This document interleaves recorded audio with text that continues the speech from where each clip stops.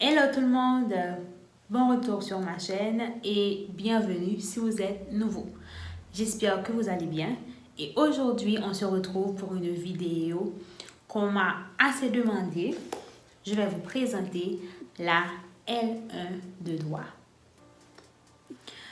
Donc, pour ce faire, il va s'agir de 3 vidéos. Dans la première, je vais vous présenter la L1 de manière objective, ok? Dans la deuxième vidéo, je vais vous donner mes conseils. Et dans la dernière, je vais vous parler de mon expérience personnelle, comment ça a été pour moi, tout ça. Voilà. Donc, ça c'est la première vidéo de notre trilogie. J'espère que vous êtes prêts. Avant de continuer avec la vidéo, je tiens à vous dire que je porte des mèches de chez Endra Arashi. Et la gamme que je porte s'appelle Zanzibar. Et vous avez moins 20% avec mon code MIDA20 si ça vous intéresse. On peut commencer. Générique.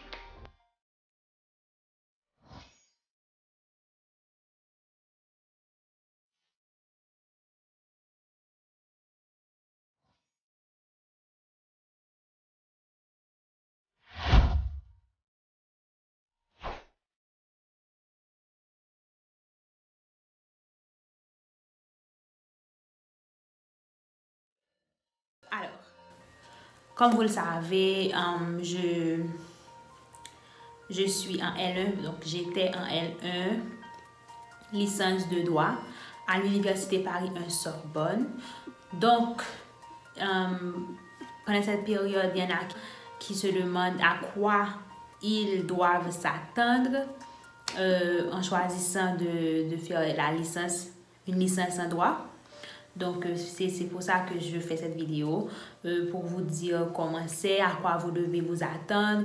Peut-être que vous, personnellement, vous n'êtes pas intéressé par le droit, mais peut-être que vous avez des amis, tout ça, donc ça peut vous être utile. Commençons. Donc, la L1, la licence en droit, le droit en général, c'est un nouveau monde, on va dire. C'est très différent de ce que vous avez appris au secondaire. C'est différent, les exercices sont différents. C'est vraiment un nouveau monde, il y a un nouveau langage, tout c'est différent. En droit, l'année se divise en 2 semestres et non en 3 trimestres comme au secondaire. Donc vous avez 2 semestres qui vont de septembre à décembre et le second semestre de janvier à mai-juin. Okay? Qu'est-ce qui se passe quand vous vous inscrivez en droit que vous êtes accepté?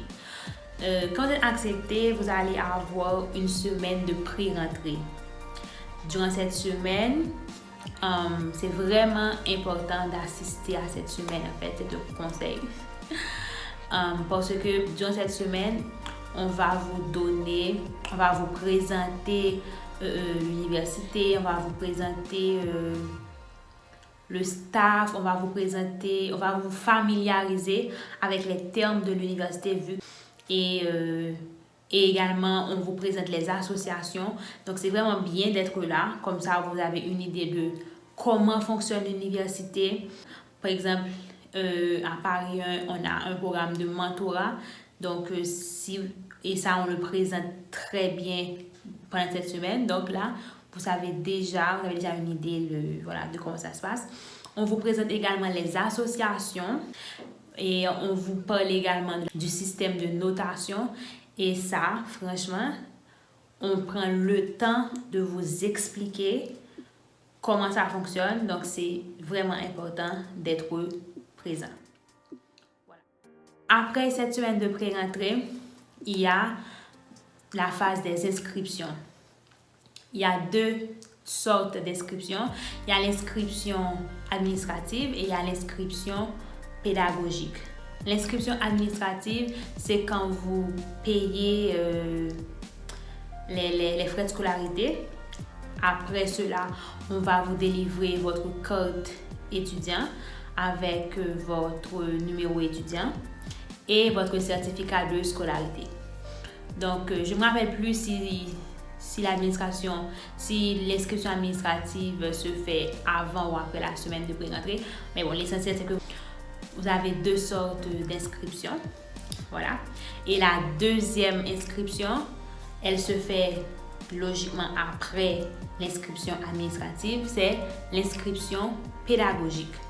L'inscription pédagogique, elle consiste à faire vos choix d'heures en fait. Vous allez constituer votre emploi du temps. Vous allez choisir à quelle heure que vous allez avoir tel ou tel cours. On avait 3 groupes et chaque groupe avait l'horaire des CM qui était prédéfini. Donc ça, tu ne pouvais pas choisir. C'était prédéfini. Mais toi, tu peux choisir tes heures de TD. OK? On y reviendra. Nous, à Paris 1, on a également eu une semaine intensive, une semaine de cours de méthodologie, bien avant que les cours commencent normalement. Comme ça, on avait une certaine base en méthodologie. OK? Donc, je ne sais pas si c'est la même chose dans toutes les facs. Je ne pense pas. Vous avez 2 types de matières. Vous avez des matières qui sont dites majeures et vous avez des matières qui sont des mineures. Donc, les matières principales et d'autres. Pour les matières principales, vous avez des CM et des TD. Et pour les mineurs, vous n'avez que des CM. Donc, à la fac, vous avez 2 types de cours. Vous avez les cours magistraux qu'on appelle couramment CM ou bien amphi, on peut dire ça également. Et vous avez les travaux dirigés qu'on appelle les TD. Qu'est-ce qu'un CM? Alors, le cours magistral, c'est le cours qui est donné par un professeur dans un amphithéâtre. OK? Donc, vous êtes 200 ou plus dans un grand amphithéâtre et vous avez le prof qui est devant sur une sorte de chaire et il dispense son cours. Il y en a qui font des projections, il y en a qui ne le font pas. Il y en a qui utilisent le tableau, d'autres pas. Ça va dépendre du professeur en fait. Il y a des professeurs qui sont plus dynamiques, il y en a qui sont juste assis et qui dispensent le cours. Il y en a qui se mettent debout, voilà. Tout va dépendre du professeur. Donc, l'ambiance dans l'amphithéâtre dépend vraiment du style du professeur. Ça peut être dynamique, comme ça peut être très lassant. Parce que les cours magistraux durent normalement 3 heures. Et le prof, il fait une pause. Soit, il y a des profs qui peuvent faire deux pauses de 10 minutes ou une seule pause de 15 minutes. Ça va dépendre du prof.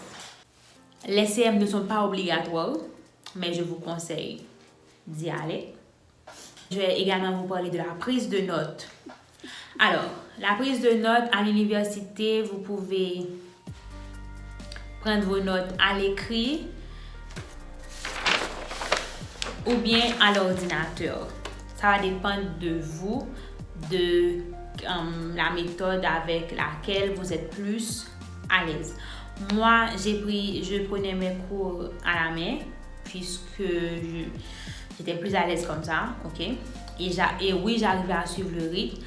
Oui, c'est pas facile, mais je pense que même à l'ordi, c'est pas aussi facile non plus. Parce que, dépendamment du professeur et dépendamment de comment vous prenez vos notes, ça peut arriver que vous n'arrivez pas à tout prendre. Donc, il faut éviter de prendre mot par mot. Il faut essayer de prendre l'essentiel de ce que le prof a à vous dire. Et aussi utiliser des abréviations. Ça aide beaucoup. Donc, c'est ça pour la prise de notes. Dans ton groupe, tu peux trouver des étudiants qui ont le cours du prof déjà écrit, en fait. OK? Donc, ça peut t'aider. Tu peux prendre ce cours et suivre avec le cours, faire les corrections. Tu ne peux pas choisir de ne pas aller au CM en te disant que tu as déjà le cours parce qu'il y a des changements, parce que le doigt, il évolue. Même si je prenais mes cours à la main, j'avais un cours que j'ai préféré prendre à l'ordi parce que j'ai trouvé le cours du prof et je venais, je suivais et je faisais des modifications. Donc, ça aide. Maintenant, les TD. Les TD, ce sont les travaux dirigés, comme je vous ai dit. Les TD, les travaux dirigés, sont donc des cours que vous avez en petit groupe, un groupe restreint, avec un chargé de TD. Normalement, il peut être un étudiant, un doctorat ou un master peut-être. Ou bien il a terminé. Oui, ça peut arriver. Mais c'est quelqu'un, bien sûr, qui est dans le domaine du droit, qui sait ce qu'il fait. Ne vous inquiétez pas. Donc, cette personne-là sera votre chargé de TD. Et il est là, le TD, en fait, il est là pour vous aider à approfondir ce que vous avez vu en CM. Puisque ce sont des matières principales, vous allez voir beaucoup de choses, je vous assure. Vous allez voir beaucoup de choses et vous n'allez pas avoir le temps en CM de voir tous les détails, etc., de bien assimiler. Donc ça, vous le faites dans les TD. Voilà. Donc, comment se passent les TD? On vous donne soit manuscrit ou numérique. On va vous donner des fascicules. Ok? Ça, c'est mon fascicule de droit de la famille. Ouais. Donc, le fascicule, à quoi est-ce qu'il sert? Dans le fascicule, le prof peut mettre des références de livres que vous pouvez acheter, que vous pouvez consulter, tout ça. Et vous avez, dépendamment du cours, dans le texte, dans le fascicule, vous pouvez avoir des textes, vous pouvez avoir des extraits de loi, vous pouvez avoir des arrêts de la Cour de cassation ou des décisions de justice. Par exemple, en droit de la famille, on a beaucoup plus d'arrêts.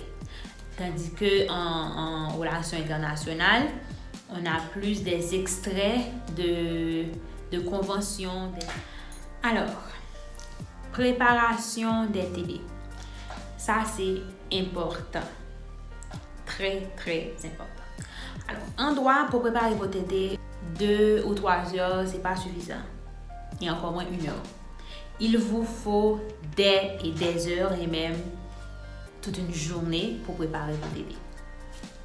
Voilà, c'est ça. Donc, comme on parle des TD, des fascicules, pour mieux comprendre, je vais vous parler des exercices qu'on a en droit. Comme exercice qu'on va vous proposer, vous avez le cas pratique, la fiche d'arrêt, le commentaire d'arrêt et pour finir, vous avez la dissertation. Commençons avec la dissertation. Alors, la dissertation en droit, c'est un plan différent et c'est pas la même chose que disserter en philosophie. Ok? Je vais pas vous expliquer ce que c'est pas l'objet de la vidéo. Si vous voulez une vidéo dans laquelle je vous explique ces exercices, je peux essayer. Mais là, c'est pas le sujet. Donc maintenant, on va parler de la notation. Comme on est en train de parler de l'exercice, qu'en est-il de la notation? Donc la notation en droit, ça va dépendre des matières. Pour les majeurs, donc les matières pour lesquelles vous avez CM plus TD, comment vous êtes noté? Vous avez 2 notes. Vous avez premièrement la note basée sur le contrôle continu et vous avez plus la note que vous aurez au partiel. Ok? Donc la note du contrôle continu est composée de plusieurs notes. Vous avez des notes d'exercice, de devoir de maison. vous avez un examen sur table. Et troisièmement, vous avez un galop d'essai. Le galop d'essai, c'est comme un examen blanc. Ok? C'est comme on vous met dans les conditions du partiel. Donc, ça précède le partiel. On vous met dans les mêmes conditions. Et voilà, ça va constituer la note du contrôle continu. Et ensuite, vous avez le partiel qui, bien sûr, constitue la plus grosse partie de votre note finale. Donc, ce n'est pas à négliger. Maintenant, pour les matières pour lesquelles vous n'avez que le CM, donc vous n'avez que le partiel comme note. Donc, vous devez bien vous préparer parce que ça passe ou ça casse. Et j'en profite également pour vous parler des unités. Je vais vous mettre ça ici. Les unités sont constituées de plusieurs matières.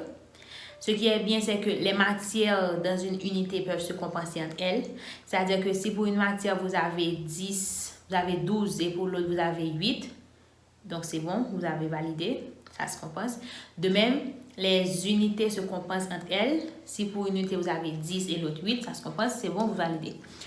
Ça marche, en fait, ça marche comme ça à Paris 1. Je ne suis pas sûre pour les autres facs. Mais voilà, ça, c'est leur système de notation. Et ça, vous l'apprenez, on vous le dit pendant la semaine de pré-rentrée, d'où l'importance d'y assister. Et vous avez également la possibilité d'avoir des cours bonus qui peuvent vous valoir environ 0,5 points. Et ça, je vous le dis, ça peut vous sauver. 0,5 points peut vous sauver. Donc, je vous conseille vraiment de prendre une matière en bonus. Ça peut être du sport ou du moins une autre langue vivante. Maintenant, je vais vous parler un tout petit peu de la liste des cours.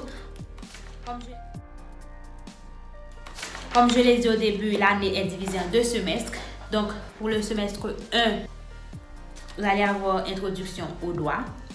Vous allez avoir droit des personnes, histoire du droit, grands problèmes politiques contemporains et droit constitutionnel.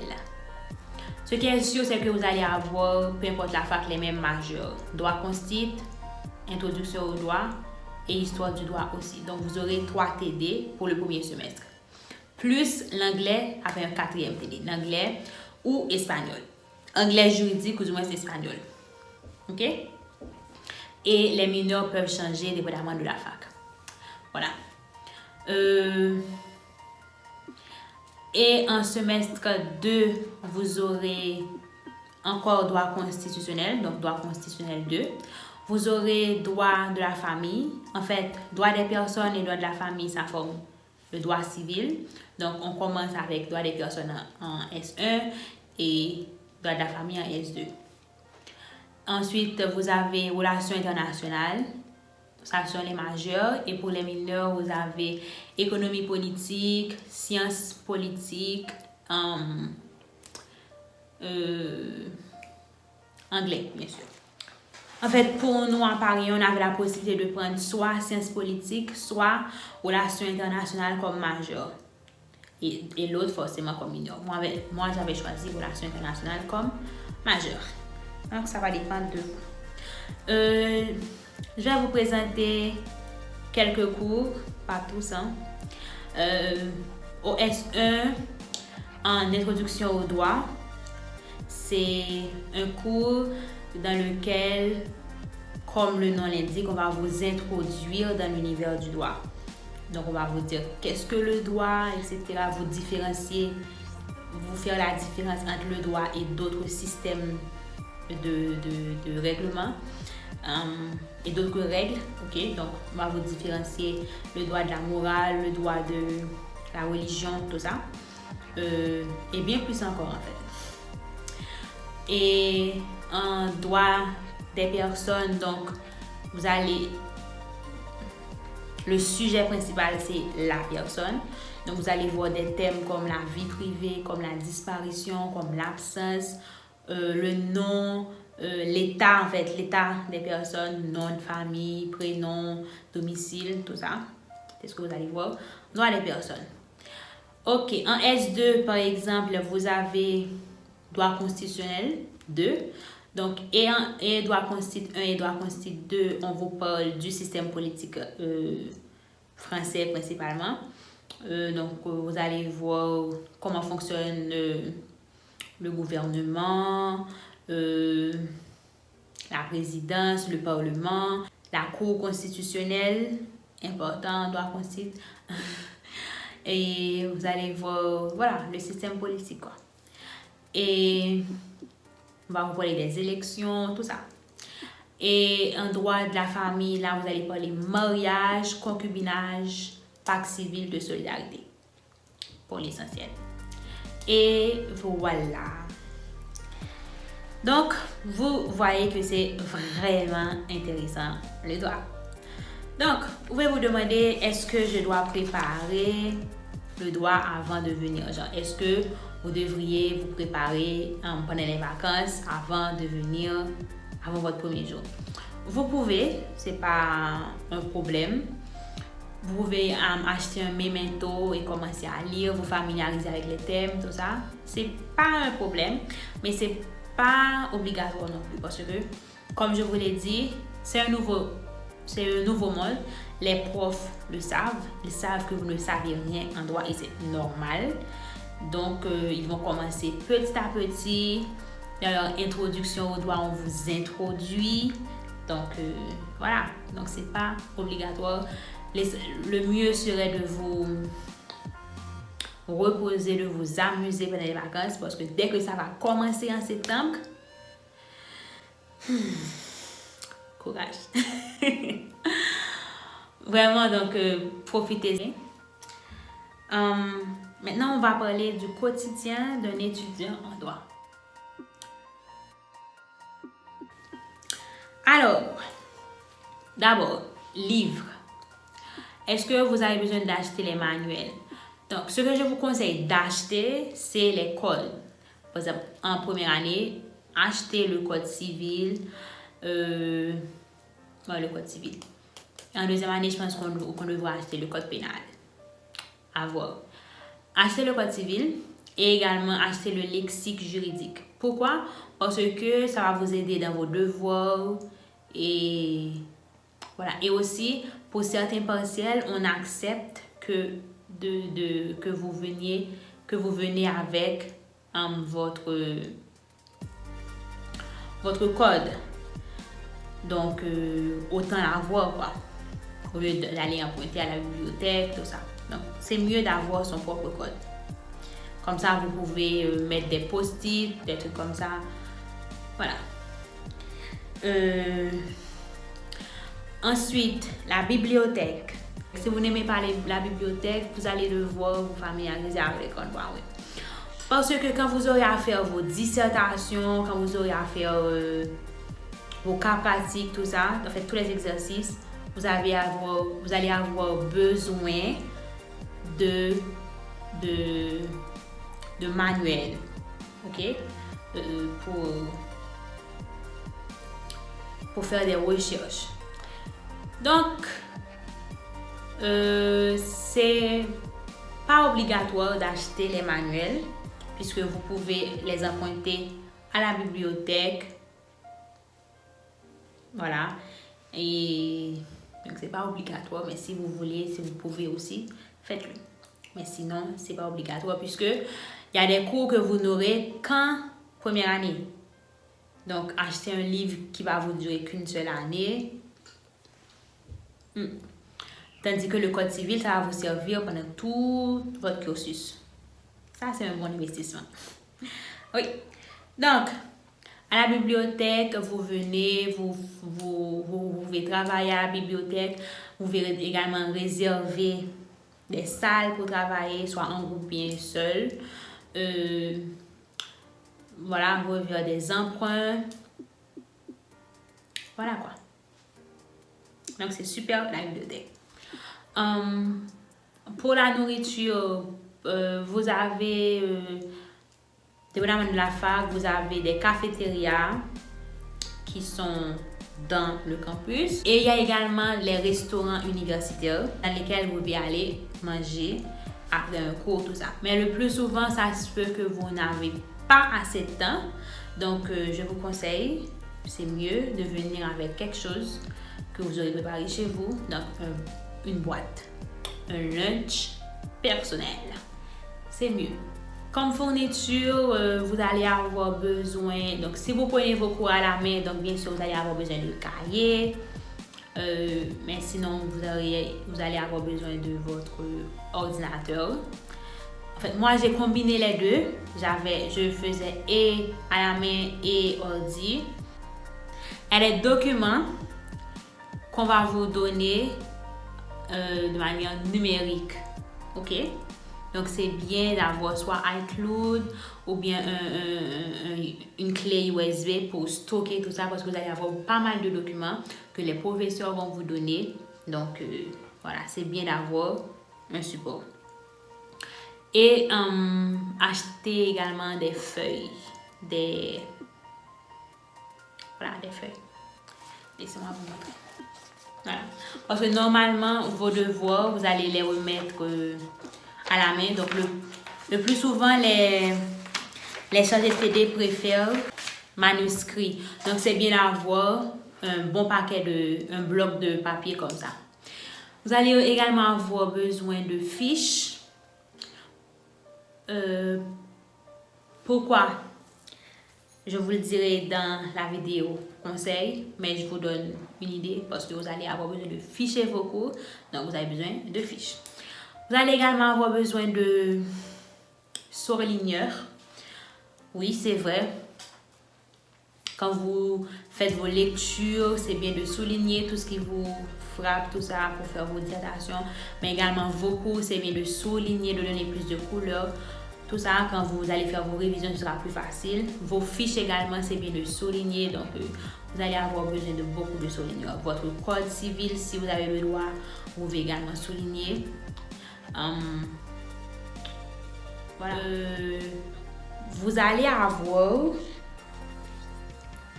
comme je l'ai dit, des cours sans TD. Donc pour ces cours, vous n'avez pas de devoir pour ces cours parce que le prof du CM ne vous donne aucun devoir.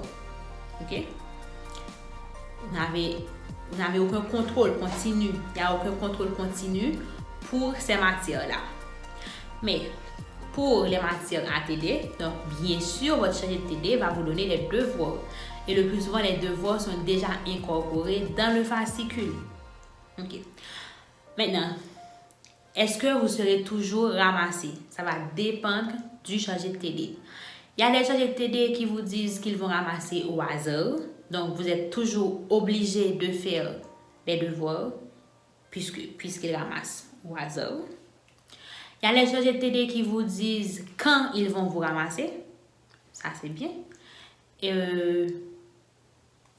voilà. Donc, ça va dépendre du chargé de TD. À noter que l'anglais, c'est une matière, c'est comme une matière à TD en fait. Parce que vous n'avez pas de CM pour l'anglais. Vous n'avez que le TD d'anglais. Donc, vous avez un contrôle continu en anglais. De même que si vous avez choisi l'espagnol. Voilà, je pense qu'on s'est tout dit. J'espère que cette vidéo vous sera utile. Vous a été utile. Voilà, n'hésitez pas à vous abonner, à liker, à partager la vidéo.